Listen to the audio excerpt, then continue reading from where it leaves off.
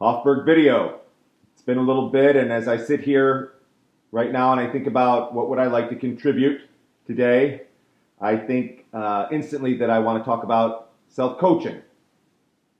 I have learned a lot about self-coaching through all the work that I've done with others. When I think about self-coaching, I think about self-leadership. I think about mental toughness. I think about self-talk.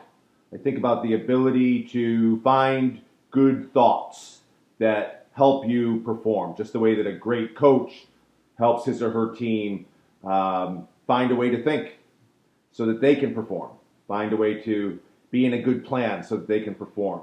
I guess my quick reminder right now around self-coaching is that you really need to pay attention to the quality of your self-talk.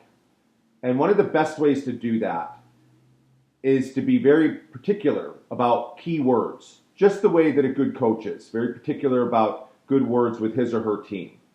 And use those words with frequency. So here's a tip. Here's an idea. Think of words that would describe who you are when you're top of game at whatever it is that you do.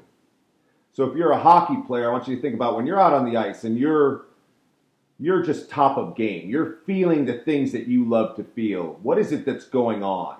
And there has to be keywords that would describe that. You can even say things like, I feel confident. I feel connected. You can say things like, I feel happy. You can say things like, I just feel, really determined without any sort of restriction. And so you would think about being determined. You can say, I feel clarity.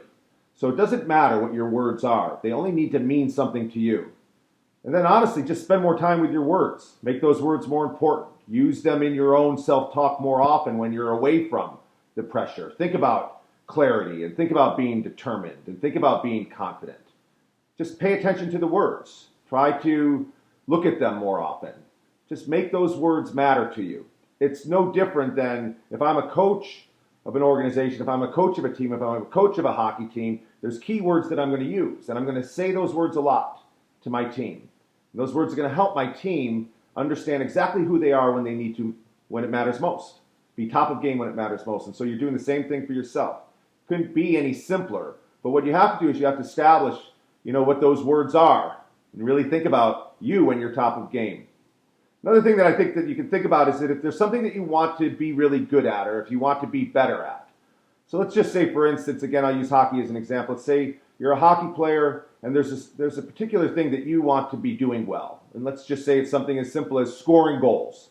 So you want to feel like, scoring goals will be something that you're known for, something that people are counting on you to do, something that you do, something that you contribute. I want to score goals.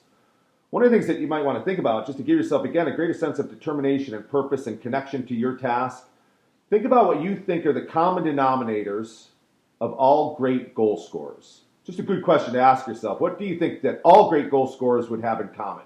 Because there's different people that are scoring goals. There's different styles of goal scorers, but there must be some common denominators. What are those things? Again, maybe we begin to come up with things like confidence. Maybe it's true hunger.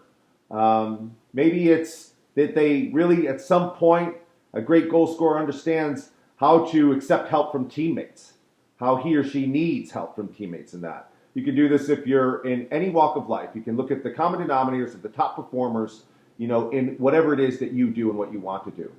And check those words out. Make a little list. What must be the characteristics that everybody has who's really good at what I want to be great at? What this does is that, again, it gives you more words, it gives you more direction. And with that direction, you are muscling up, on things that you believe in. They're things that you believe in, not things that I believe in. So muscle up and gain your good direction through these good words. And then you get even sort of a built-in power, and that is that if you really commit to these words, you'll notice when you're not using them enough. Or you'll notice when you're using words that don't sound like your key words, and you'll stop doing it. And in that way, you'll be not just a good director of thinking, but you'll be a good redirector of thinking, because you'll always keep coming back to whatever your key words are. I hope this helps. Cheers.